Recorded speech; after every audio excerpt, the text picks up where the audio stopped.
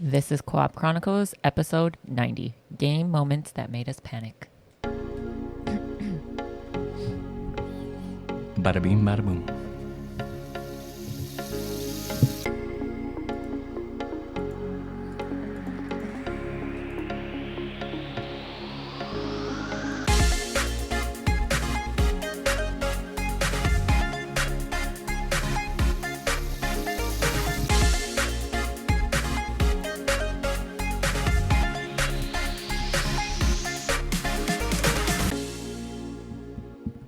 Welcome back to Co-op Chronicles. I am Pint-Sized Geisha, and as always, I have Blacklabel. Hello. And Azzilee. Hello. And today is Gaming moments that have made us panic. Panic Gaming. Yep, panic gaming. But before we get into that, how is everybody? Fine. Doing good. Anything new? No. No. No. No. Okay. But first, I want to shout out Bloom Thai Cuisine. Their mango sticky rice is in season and it was delicious. Bloom Thai. So good. Yeah, very good. They're- In Lakewood. Yeah, their Thai tea is very good as well. Very good as well. Mhm. Go there. It's Mhm. really good. Mm-hmm. Okay. Yeah, so let's just get into it. Everybody's really ready to go. They got to get the day going on. I got to get back to grinding rank. Yep, got to get back on that Apex Yeah. grindation. All right, so I wanted to talk about some gaming moments that made us panic. So let me ask something every gamer listen. What? Let me ask something every gamer listening has experienced, okay? Have you ever had a moment in a game where everything suddenly goes wrong and your brain just completely shuts down, or something just goes not your way, your heart starts racing, your hands start sweating, you suddenly forget every button on your controller, for some reason your brain just dies, and you're like, alert, abort, stuff like that?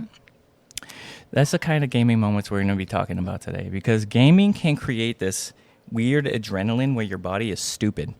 You know, you're just, Stupid body. yeah, you're sitting on a couch holding a controller, but your adrenaline is just crazy. And it happens all the time. It happens like when you're the last one alive on a squad.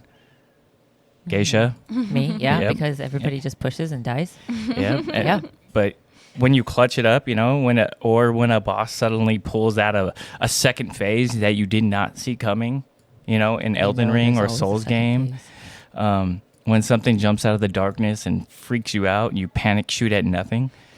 And the funny thing is that these moments aren't always about like horror games or anything. Sometimes they just happen in competitive games. Sometimes they happen in totally normal games.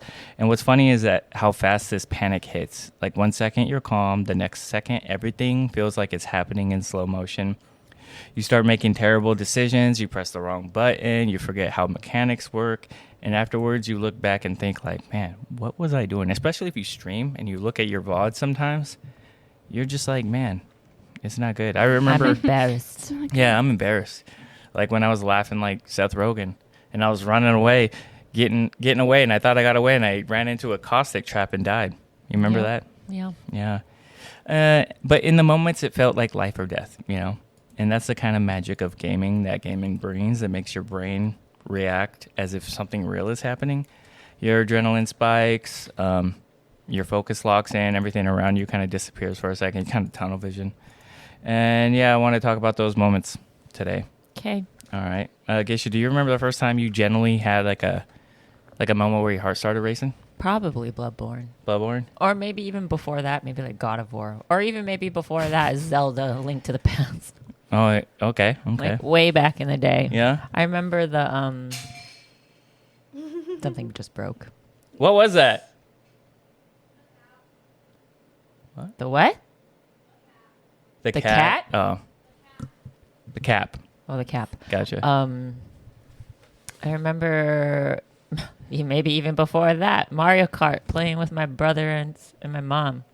Like, okay. I gotta be the best. I Oh, gotta yeah. beat them. Yeah, that definitely got some adrenaline going. Mm-hmm. What about you guys? Overcooked. Oh. Yeah, Or Black recently. Label yelling at you. Yeah. Recently. My heart's rate. He's like, why are you throwing it? We had it. It's Dude, the same button. who was the one? It is the same button to pick and throw it. To And you're, pick and throw is the same goddamn button. dude, I was showing Geisha a clip where there's like 4 adults playing the game and they had to pause and they had to come up with a plan. Like, look, I need you to throw it this way. He stood up. He's like, I need you to go over here, throw it right here, throw the rice across down, and we'll be cooking the meat over here. It was funny. That's happened to me before. Yeah. I mean, I used to, when I first started playing Apex, man, I used to get like those good adrenaline rushes. Because back then it wasn't even that sweaty. And I was actually quite decent in the very beginning. I had like 4,000, 5,000 kills first season. I was like doing very well in that game. Yeah. Not no more. Not anymore. Everybody's crazy now. And I'm just old now. So if we're going to talk about the last Panic Squad, since I was talking about Apex. So if there's like one genre that perfected the adrenaline panic mode is like Battle Royale games. Because Battle Royale games, they kind of like, I don't know, they create one of the most stressful situations for one that you can have in gaming, especially if it's a solo BR, or if it's like you're the last one alive, your squad's down, and suddenly everyone is watching you. If you've played Apex, you know exactly what I'm talking about. Your teammates are knocked. They're spectating you. They're saying shit. That's why I mute everything. Yeah. The ring is closing. You hear footsteps somewhere. The audio is shit. Your armor's cracked, and you might have like 1 or 2 syringes left. And now the pressure's on. Even if you were playing casually 5 minutes ago, for some reason your brain just kicks in, and you're like, this is it. This is the moment I have been waiting for my whole life. This is my moment. Yeah, because everyone is watching. Witness me! Oh my goodness. And this is where panic really kicks in. You start overthinking everything. You're like, do I push? Do I hide? Do I heal? Do I rat? Hide. Do I revive someone? No. And while you're trying to do all this to make the right decision, the worst possible things happen. You hear footsteps. And it's not just one person. It's a whole goddamn squad. You're scrambling. You're sliding. You're jumping off of walls. You're hiding in corners. You know, you're throwing grenades that throw them off your trail. Your teammates are yelling out advice. Behind you. Shield swap. Just run. Res me. You know, all that stuff. And while your brain is just saying, survive for the next 5 seconds. Sometimes panic completely takes over and you accidentally reload when you shouldn't. You miss easy shots. You run straight into another team. I was just listening to Geisha over there saying she just ran into 4 teams. I just ran across the goddamn map to revive my boys, maybe girls, and there was 4 teams there. I was like, fuck. Yeah. And boom, the match is over. Yep, dead. But dead as a doornail. Yep. But then the funny thing is when those moments go right, they become legendary. When you somehow clutch a 1v3 that you had no business winning and everyone just fucking loses their mind, it's like, yo, that was crazy, bro. You remember that day? Oh, dude, I remember it was like yesterday when Geisha hit that shot and she was like, bitch, who plays with a Devo? I was soloing that game. You weren't even with me. You just saw it from my clip. Yeah. No, but you did that before, too, when you killed those one guys and you're like, bitch, who plays with... When we were on the cliffside. That wasn't a Devo. That What was it? I was Watson, and it was me, you, and Vamp. No, it was me and John, baby. I'm the one I'm talking about. Oh, I don't know that. And we were watching it recently, and you were like, oh, you might have said your mom's a bitch or something. I don't remember. But yeah, Your mom's a hoe. Yeah. Your mom's a hoe. Yep. And those moments make battle royales like very addictive because every match has the potential to create like an insane last player standing moment. Either it goes well or it goes wrong. Even if you fail 9 times out of 10, the good one will always make you come back. Like clutch moments make you continue playing the game. I think that's why I play the game so much. Geisha. Yeah. Have you ever had one of those moments where you're the last one alive or something happened and suddenly everyone's watching you and you clutch up? Yes. Yeah? Yeah. How'd it make you feel? Made me feel good. Like, yeah, bitch. Yeah. And I always say, yeah, bitch. Or you thought. You thought. Or Yeah, if somebody yeah, you do say that. You thought, bitch. Yeah, somebody. I always like the one. Like yesterday, we had a whole team push us one at a time. Like literally, one person comes down them, another person comes down them, and then another person comes down, and then all 3 of us are just sitting there like, what is happening right now? You all pushed us by yourself. And then the one person, the last person, like beelined for me. And then I downed them, and I was like, yeah, you thought. Like, what were you going to do? You're the last one. Yeah. What do you think's more stressful, being the last person alive in a squad or being the first to get knocked and having to watch everything go wrong? The last one alive. I agree. Because then I know they're watching me and they want me to res them and the pressure's on and I got to be sneaky and find like a thing to make their banner, plus find a good spot to revive them and not get pushed while I'm doing it. So, yeah, definitely the last one. I'm stressed out listening to this. Yeah, I was going to ask you, but I know you don't play BR games, so it's, yeah. No. Okay, here's the next one.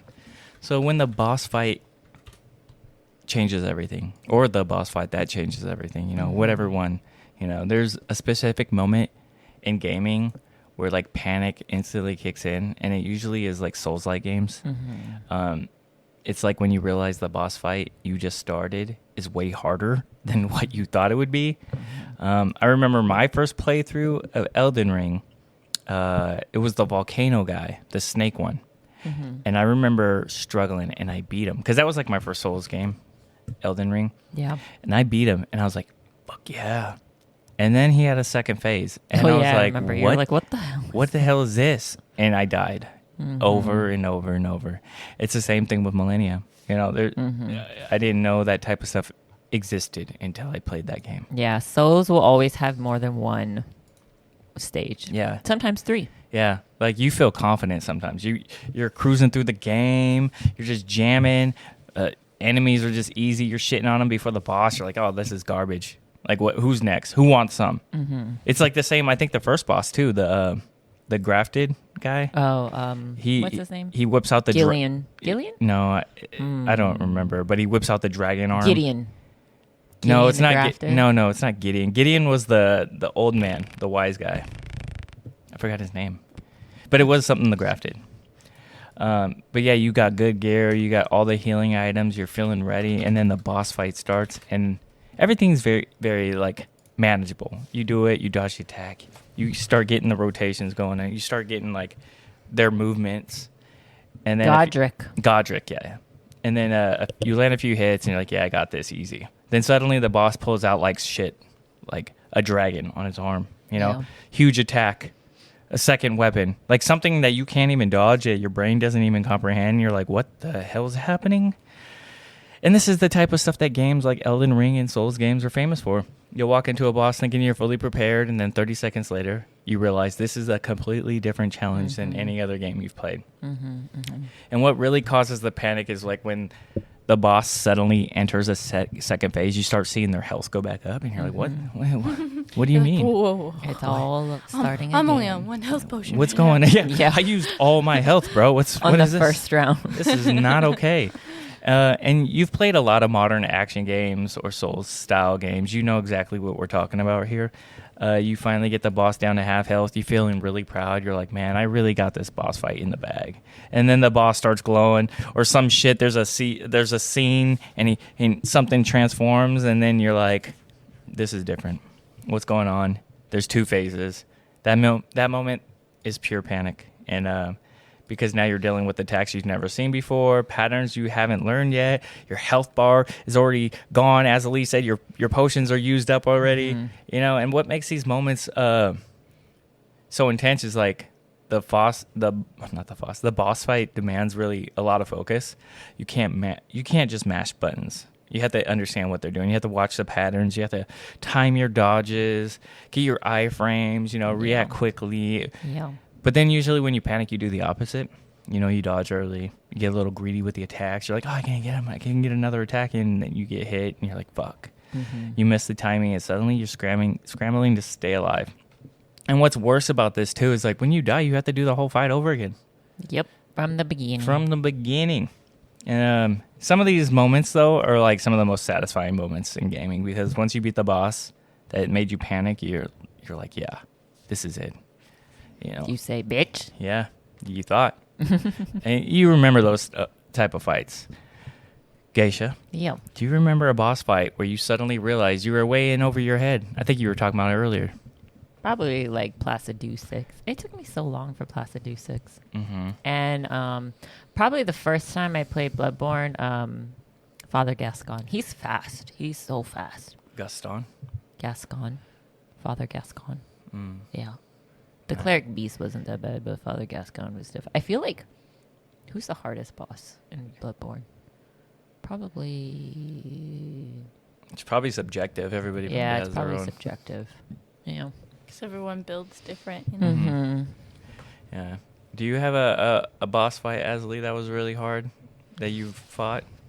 In the Reckoning. Yeah, in the Reckoning. Yeah. Yeah. I remember playing that for like a good hour or two. Yeah, didn't you say you were like, yeah? Yeah, and then finally when I beat it, I was like, there can be only one.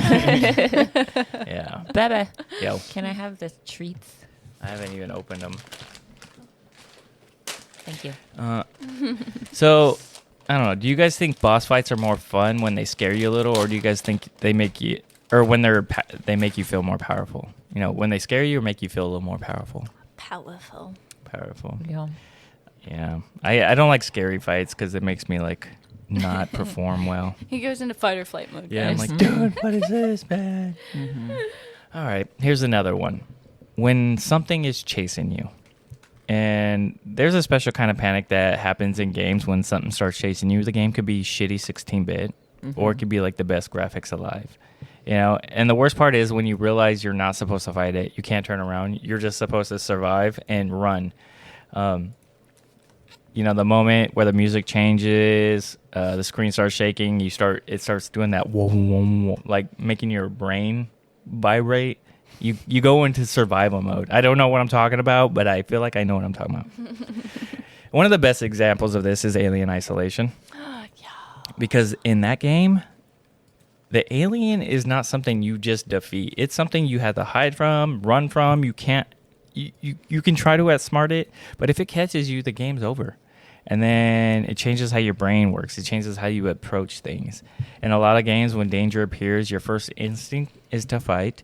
But when a game tells you fighting is pointless, suddenly every sound becomes a lot more terrifying. And Alien Isolation is a fucking scary game. I don't think it was meant to be as scary as it was, but it was terrifying. I think it was meant to be that scary. You think so? Yeah, the movies are freaking scary too. Yeah, but like, it's not even a horror game, but it's like terrifying. It is a horror game. I don't know about that.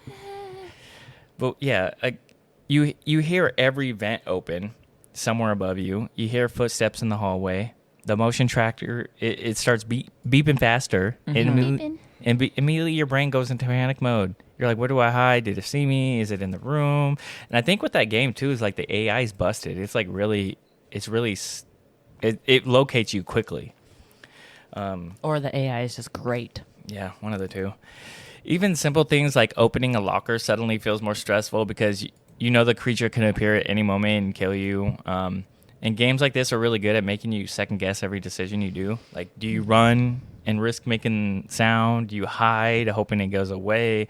Do you move slowly and pray it doesn't notice you? The panic from uncertainty, I don't know. You never feel completely safe with these type of games. And when the creature finally does appear, the reaction is immediate.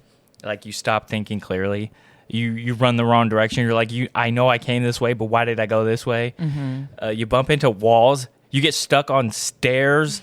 Like, that doesn't make sense in the game. You're like, why am I stuck on this ledge? Mm-hmm. And you forget the path you came from. Your brain is just trying to survive at this moment. And what makes the chase sequence more powerful in games is, like, those type of situations. They, like, take away your control. They take away your comfort.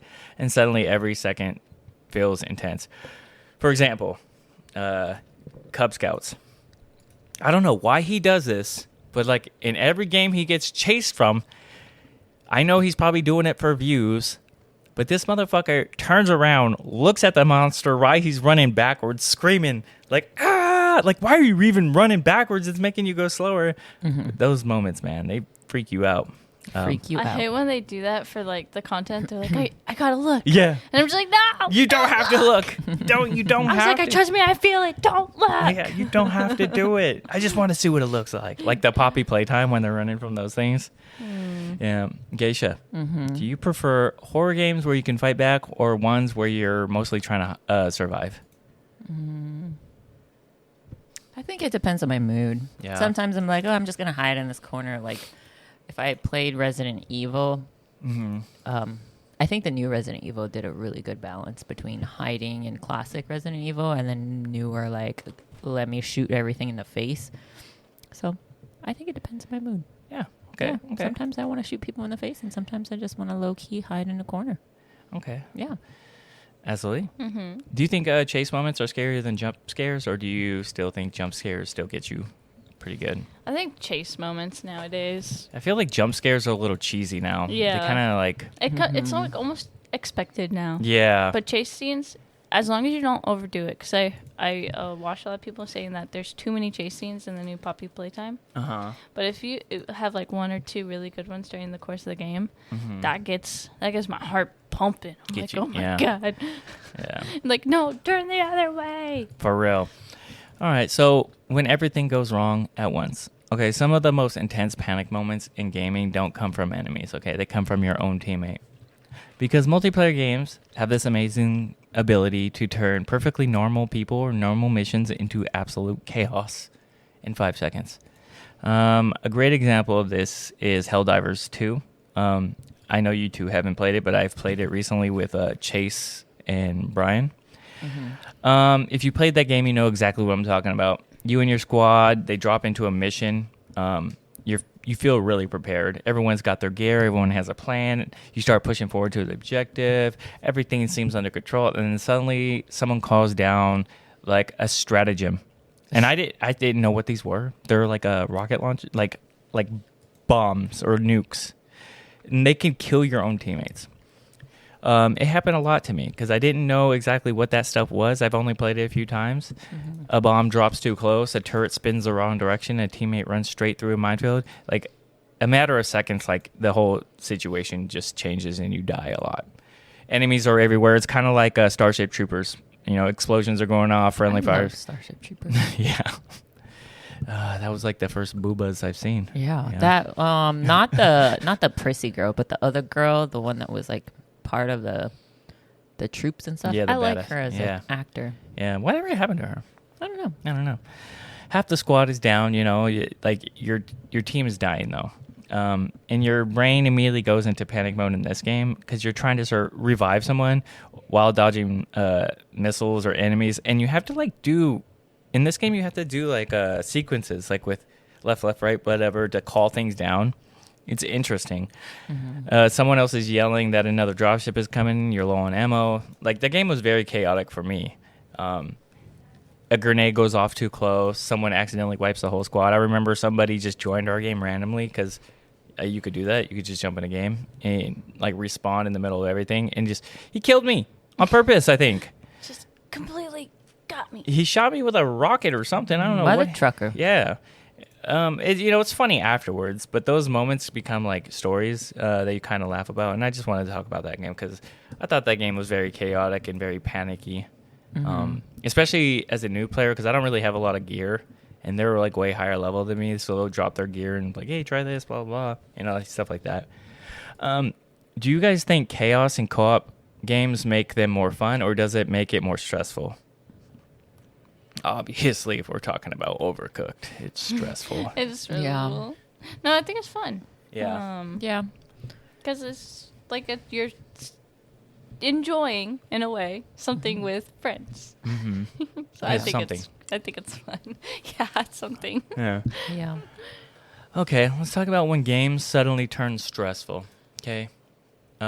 Sometimes in gaming, stressful moments, they happen. They're not even meant to be horror or intense moments. You could be playing a normal exploring game, relaxing, and then something happens that completely flips the energy. Flips the energy. And then one of the different examples of this is Minecraft, okay? Because Minecraft is a peaceful game. We talked about this before, and I thought about bringing it up again. Okay, it's a peaceful game. Mm-hmm. You're mining. But you're scary. Yeah, I just don't like isolation like games. Like, I don't like big environments or being isolated by yourself. It's very, I don't know. It does something to my brain, the way my brain works. I don't know about anybody else, but like when you're isolated or alone in a game, it makes you feel a type of way, like Subnautica. Like or The Forest or Sons of Forest, stuff like that. It makes me feel a type of way, because it's a peaceful game most of the time. You're mining, you're building, you're exploring things, you're just collecting materials. And then out of nowhere, you hear a sound that every Minecraft every Minecraft player instantly recognizes, and it's like the little hiss, and it's what is it, the creeper, the green guy? Yeah. And he blows up, and you're like, what the fuck? What is this? And now you're spinning, the camera's trying to find it. You don't know where it is, and half the time you don't, and you die, and your base is gone, and it's like weird because they appear in darkness and stuff like that. And a perfect example of gaming is creating panic in the most simplest ways. No jump scare, no cinematics, just a sound, and then suddenly your brain is kind of alert. Other games do this a lot, often, but in different ways. Like sometimes your health suddenly drops lower than you expected. Sometimes when night falls, you realize you're far away from safety. Sometimes when you accidentally wander somewhere and you weren't ready to go to this area because like the mobs are stronger than you're supposed to be there and stuff like that. And the funny thing is, like, a lot of these moments kind of stick with you, and you remember, like, yeah, maybe I shouldn't do that or go that way or do that. But yeah, man, peaceful casual games can scare you sometimes. Yeah. Do you guys know any of peaceful games that throw some things out there, or not really? Or do you guys think games were more exciting when they surprise you, or do you prefer knowing what to experience? No. I like the surprise. Yeah. Because then I'm just like, ooh, you know? Mm-hmm. I don't think I'm ready for this yet. Yeah, I don't play games like that. I played a few of those fun games where you like try to survive, or it's not Among Us, it's Repo, like the stuff. Oh, yeah. Those moments are fun. Mm-hmm. I like those. Those are some unexpected fun moments that kind of freak you out. Little gnome dudes trying to kill you and stuff. I like those games. I like watching people play them. They Yeah. seem really fun. How are those gummies over there? Amazing. Fuego. Okay, let's talk about when the game suddenly changes. Okay, one of the most interesting panic moments in gaming happens when the game suddenly stops behaving the way you expect. There's tons of games like this, and they're mostly indie games. I could think of a few games, but like a good example is Inscription. I don't know if you guys ever started playing that game. I've watched It's a it. card game. Yeah. You learn the mechanics, you figure out strategies, and then you understand the structure. And then the game starts going down a loophole and doing things that you never expected. Like the tone shifts, the rules shift, the environment starts revealing certain things in the game that's like outside of the game, but it's like in the game, and it's not just a card game anymore. It's like Inception. It's like whoa, dude. And now your brain is scrambling to understand like what the game actually is. That kind of moment creates like a different kind of panic. I myself didn't play the game, but I watched Markiplier play it. It's very trippy because like you're like, oh, it's cool. It's just a gaming game, or I mean a card game. It's a gaming game. Now it's like a card game or like dice stuff, and like you're trying to kill the other guy and you rip out like teeth. It's interesting. Rip out his teeth. Yeah, like you rip out your teeth to do an extra turn or stuff like that. It's interesting. Interesting. Yeah, and it's not really the type of adrenaline you get from a boss fight. It's like more of like a mental panic and like realizing the game is a lot different than you really thought, and you kind of like, you're like, wow, this is interesting. This game is very incredible, and it starts being like more memorable because all these things that happened in the game is something that you did not expect. Most games teach you rules and you have to stick with them, is what I'm saying. Like, but when this game, like you're playing it, it suddenly changes and the rules change and surprises you a different way. It's kind of like that. What is the game called? We watched Cub Scouts play it. It's like with the little black girl. She looks like Dora the Explorer. Oh, the one where she's like, it's kind of like Dora the Explorer, right? You know what I'm talking about? And it's like a cartoon, and and she's actually a demon possessed. It's like Angela or something. What is that? I don't remember. Man, what is that name? But that game is interesting too, and it's a lot deeper than what it really is. I should have pulled it up. I really wish I pulled that up, for example, so I knew what I'm talking about. But yeah, like that moment where you pause and you're like, kind of like, well, man, what the hell is going on with this game? It's very powerful when stuff like that happens. It kind of creates like a little curiosity, makes you feel like the devs actually tried to do more than what was expected. And the confusion kind of is like a very good excitement in a way. Have you guys ever played a game where you suddenly realized it wasn't the kind of game that you thought it was going to be, though? I'm sorry, say that one more time. Have you ever played a game expecting it to be like a type of way, but it was actually different than what you thought? I don't think so. Because I do a lot of research before I pay money for a game, you know? Yeah. Yeah. Okay. Yeah, that makes sense. Yeah. Same. But I've watched people where they're like expecting it to be like a nice, calm game, and then it turns into a horror game. You know. Oh, it's called Amanda the Adventurer. Oh, yeah. I know what you're talking about, though. Yeah. She, like, has to, like, do certain things, and she, like, repeats the day, and she has to do it correctly or Yeah, something. and you like watch videotapes, and it kind Yeah. of like unlocks things in the building. Yeah. Yeah, it's very. And then, like, in the video, it's like a videotape for kids. Like, they have to do, like, good, and if she does something bad, then she, like, gets mad. Yeah. It's very interesting. Very, very interesting. Okay, let's talk about why panic makes games a little bit more memorable. Okay.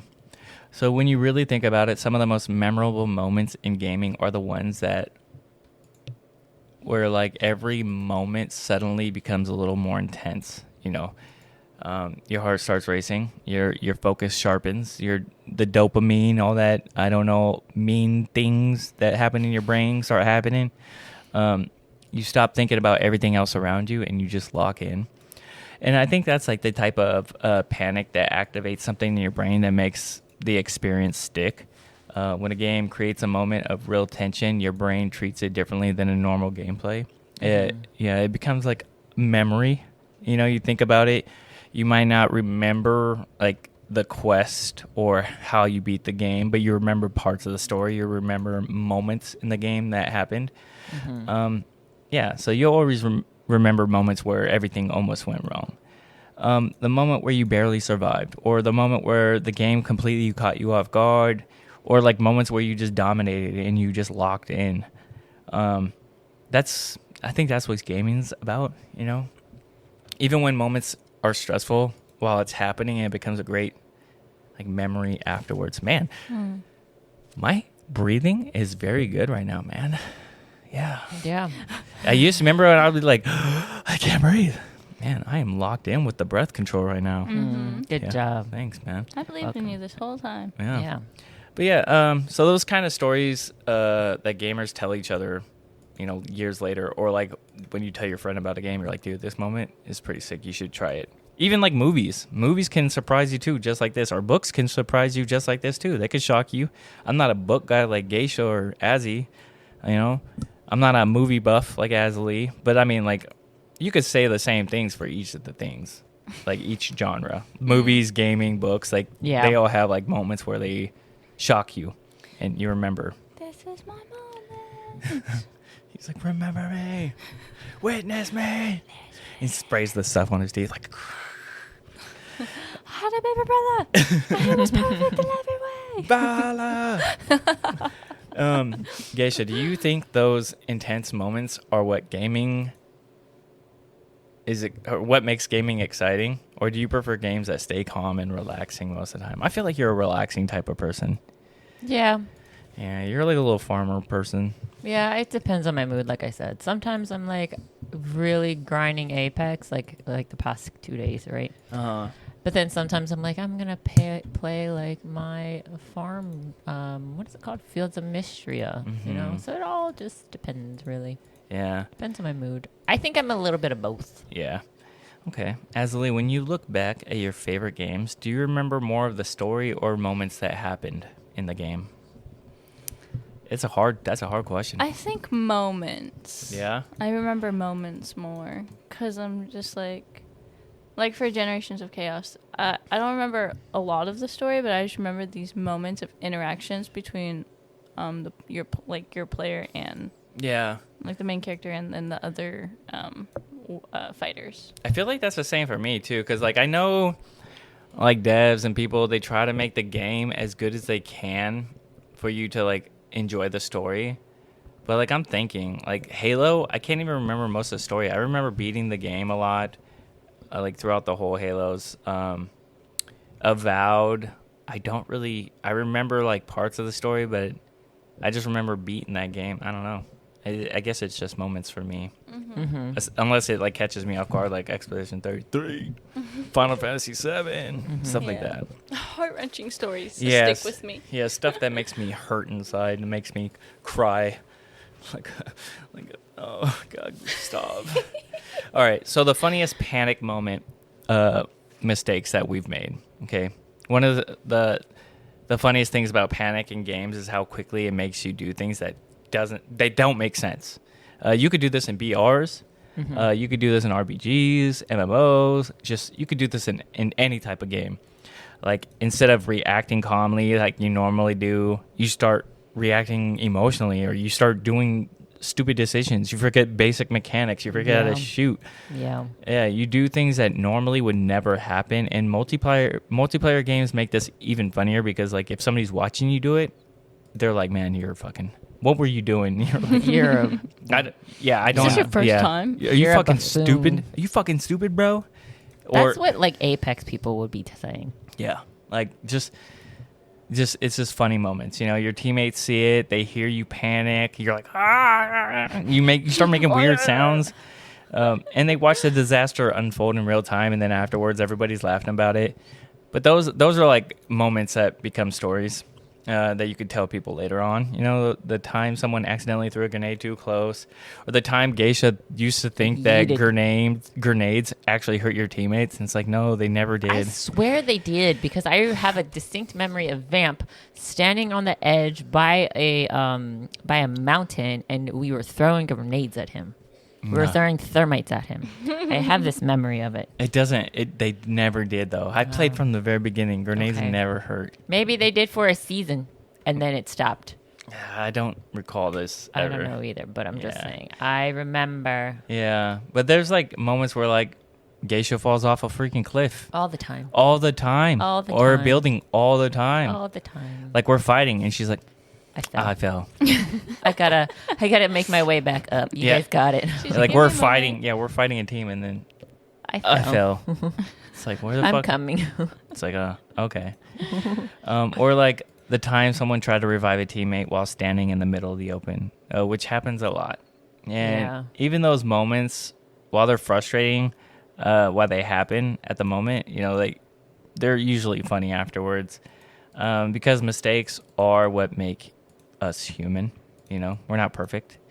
Gameplay. You're not perfect. Oh, damn. God damn. Okay. Whatever.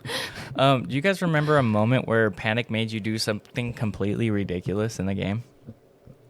No, but I probably have a ton of examples. I just don't remember one. Yeah. I'm sure, like, at some point I fell off a bridge or something because I got scared. Yeah. But Panicking. Dude, you mess up. You panic all the time in Apex. I can just think of so many different moments. Like, you falling. Yeah, but that's not because I'm panicking. I'm falling because I just am a doofus and I can't jump. I mean, I panic sometimes. Yeah. Like, where what I hate the most too is like when you don't reload your gun and it goes back into your like stow or whatever they call it, and then you pull it out and it's empty while you're fighting. You're like, oh, this is the stupidest thing ever that just happened. Stupidest thing ever. I don't understand. Or I don't. It's Apex is It's rough. Stupid. It's rough out here in the streets. Okay, let's talk about the last segment. Try to make this fast so Azzilee can go to her dinner. So why those moments are the magic of gaming. Okay, when you look back at your favorite gaming moments or gaming memories, it's usually not the quiet moments that you remember the most. It's the moments where everything suddenly becomes intense, the moment your heart starts racing, something's very sad, the moment where you thought you were about to lose, the moment where something completely unexpected happened. You know, those are the moments that really stick with you. I think that's why, you know, Aerith dying is like one of the most impactful moments in RPG history. Mm-hmm. You know, gaming has a unique ability to create experiences to make it feel personal, and you're mad at the game. You're not just watching a story unfold, you're inside it, you're the one reacting, you're the one making the decisions, and then something goes wrong, something happens, something surprises you, and your brain responds like it was real. And I think that's why a lot of panic moments are really funny in gaming. That's why you see so many reactions on Instagram of YouTubers. Yeah. Because those panic moments are what make you laugh and what makes people more intrigued of what's happening. But yeah, I mean, that's all I got. It just talks about, the boss fights that you barely won, but you won, where Geisha beat Placidu 6 or Radon. I beat Millennia after 80 attempts. Yeah. And I beat her after like 2. Yeah, it's crazy. Yeah, that is crazy that it took you not a long time to beat her, but it took you longer on other fights. I don't understand it. It doesn't make sense to me. Because, like I said before, Millennia, you have to be like aggressively fast and dodge and hit, fast, dodge, blah, blah, blah, right? The other ones were so long range. Like, I don't play long range. Yeah. So that's why it took me forever. Like, Placidusic is in the air, and then freaking, what's his face? Radon is like in the air. Yeah. So I'm just like, what are you doing? All right. Do you guys have a gaming moment that's giving you like the biggest panic? Like, what do you remember the game that has done that for you guys? No. Oh. No. Not me. What about people listening? You guys have a moment where like the game gave you a big panic? Let me know. Let us know. If you're still here, cool. Follow, like, subscribe. Actually, we've been kind of growing. We're like at 500 people last month. We're at 700. That's kind of cool. Yeah. Pretty cool. Thanks, guys. Pretty cool. All these TikTok comments, though, they need to calm down. Okay? I don't read TikTok comments. Some of them Are they pretty rude? good. Some No, of them are me. pretty good. No, some of them are pretty good, but then some of them are like, what do you mean you don't watch trailers or stuff like that? They were polite about it, I think. They were just like naturally confused. And I was like, I get it. There was like one where it was talking about like something about suing somebody over a certain time. Yeah, they said because they featured something in the trailer that wasn't in the movie, so it's like false advertisement or something. Oh, really? They couldn't Yeah. cut it. I don't know. Oh, that's interesting. I was reading in the Reddit's in a subreddit about how a trailer for a movie featured, I don't remember what's her name, Anna Amas or something. But they featured her in the trailer, and then she was not in the movies, so they sued the company, and they won because it's false advertising. Dang. That's crazy. So they pretty much spoil movies now in trailers because they can't be like false advertising. That makes sense. Yeah. All right, whatever. I mean, that's all I got. You guys got anything you want to add? Jump in, throw anything out there. Bing, bang, boom, bow. Bing, bang, bang, boom. No? No, I got Good. nothing today. All right. Well, yeah, man, I hope you guys enjoyed this episode. Kept it really short. But yeah, until next time, keep grinding those levels and finishing those side quests. As always, this has been Co-op Chronicles with Pint-Sized Geisha, Blacklabel, and me, Azzilee. Bye.